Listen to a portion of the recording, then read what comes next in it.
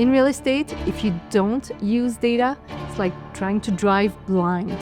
Without data, you don't know where you're heading. You will hit a wall. You will hit a wall quite fast. My name is Debby Doktorczyk. In this masterclass, you'll learn how to analyze market trends to expand your market share and grow your business strategically. Real estate is a numbers game. We need to analyze data, and every agent in every position and every market, you need to know your numbers. Everybody knows the sentence, but know your numbers. But it's fascinating sometimes when I sit with agents and I ask them, what's your average sales price in your market? What's your average days on market? So many don't know or don't master it. You have to master your data. You have to understand everything that happens in your farm, in your market, in order to be the best, in order to have answers. So that's where data starts. It starts with the basic market study. Everybody does it. But are you doing it just for one listing? Are you doing it just once in a while or once every month? It's a daily job. Market intelligence is really to understand everything that happens in a market. Every real estate agent, every broker, every advisor is a small company. Their GCI, their gross commission income, is not a salary. It's a business income. So you have your business income, you have your expenses, and what's left is your salary. Business work because you have a business plan, because you have strategies, and because you know your numbers. It's how much you're making, it's how much you're spending, it's how much a house is worth, it's what's on the market, and it's not something that happens overnight. When I started working and I was selling new development, I was in one specific area, and I sold one building, and then a second building, and a third building.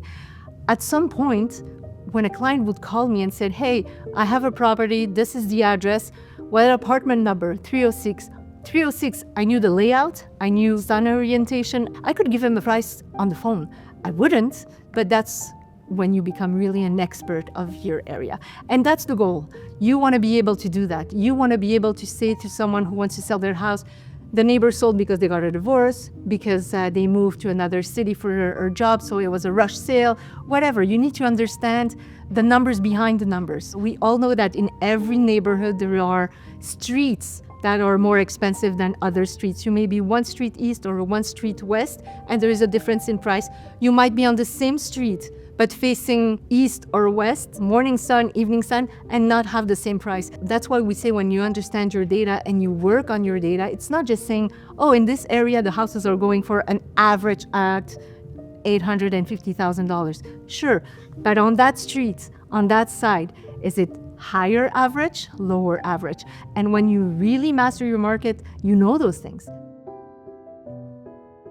If we want to grow and if we want to be the best at what we do, we really need to understand where the business is coming from and how to go get more of it. We have very big spreadsheets, and a lot of people are putting data into it to understand our market share into every area, into every neighborhood, every city, so that we know what type of agents we need to hire, where do we need to hire them, where is there more room for me to grow my business.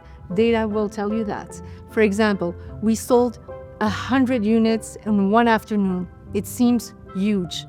But if your competitor sold 200 and you have 5,000 to sell, 100 is nothing.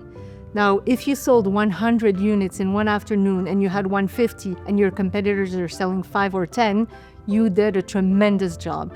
So numbers are always good when you compare them to what happens in the rest of your business. Is there one major competitor that has 50, 60, 70% of the market share?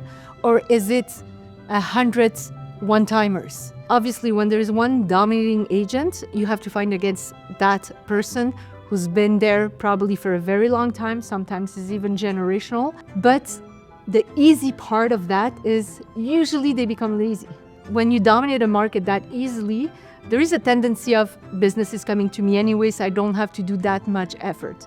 So there is the good and the easier side to get into a market where there is one big agent. When you have a multitude of smaller agents, it means nobody could get into that market. So there might also be a reason for that. It might be a tight-knit community that everybody and their mother has a cousin that's an agent, and you don't know what your competition is. Is it family? Is it luck? Is it, one mailing that got him this listing, or one phone call that got her that listing? So you're competing against a ghost. It's harder to compete, but there is nobody to take down. So it's easier to get into a market where there is nobody, but you're fighting against things that you really don't understand. There is no secret. You can't work without a CRM. You need tools to track your data. We have a tool where you put in all the calls that you do, all the appointments you go to in numbers, like I made 7 calls, 4 appointments, 1 closing, etc., and it adds it up. So at the end of the month, the week, the year, you can see where your numbers are at. That's where you put your objectives and so on and so forth. Everybody will adapt their work methods to what they're comfortable with. It's not a one-size-fits-all recipe. Some people are very comfortable with data, some people are not comfortable with data. To the people that are not comfortable with data, I tell them, try. Even if it's just your objectives, they need to be on paper. I mean, there are many studies that are saying when you have objectives on paper, you have a much higher percentage of success to reach them than if you're just thinking, my objective is, I want to make $1 million.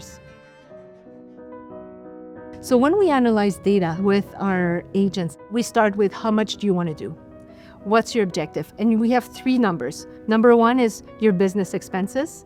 Number 2 is your personal expenses. So when you add business and personal expenses, if that's the number you are making, you're working for nothing, meaning you work, at the end of the day you have 0 because you spend it either on business, either on your mortgage, your car, your food. At the end of the day, you didn't save anything. So we add our profit wealth. So how much do you want to actually add to that? To save for later, to buy a property, to buy a boat, to travel, to whatever you want to do. So we add that number, and that brings you to your full objective of that's the amount of money I would like to make this year. And then we analyze the rest of the data, meaning in your area, how many houses have sold, what's your average price range, what's the average commission, and it calculates how many houses do I need to sell at the end of the year, knowing that my area is at that price range, this is my commission, this is my split with the agency, and so on and so forth. This is how much I will give back or I will get from every transaction.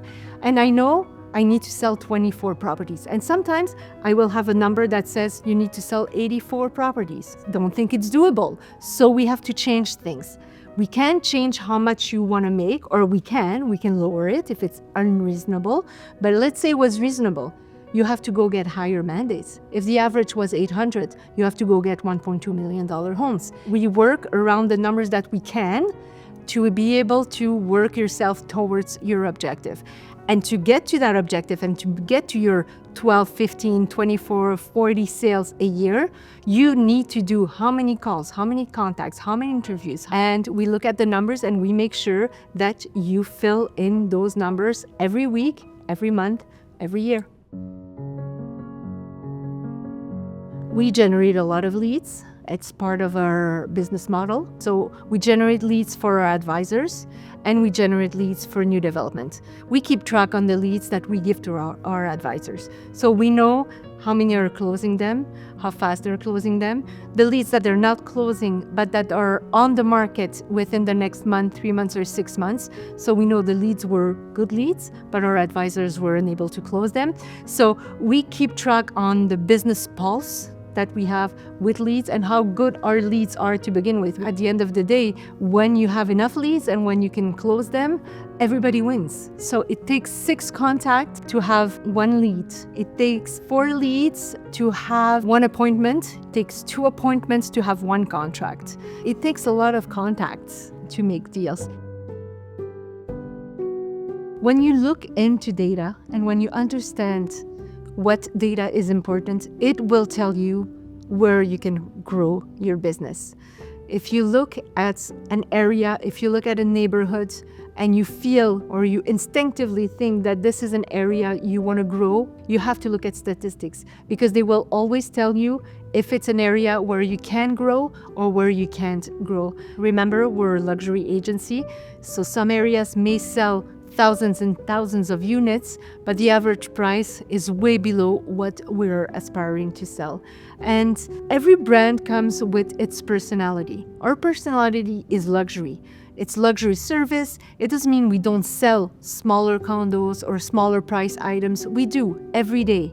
But when it's time to look at your market and to aim for something on a marketing strategy, you have to look at who your identity is, and your data will tell you if the area or the neighborhood you're aiming for has the personality for you and your brand.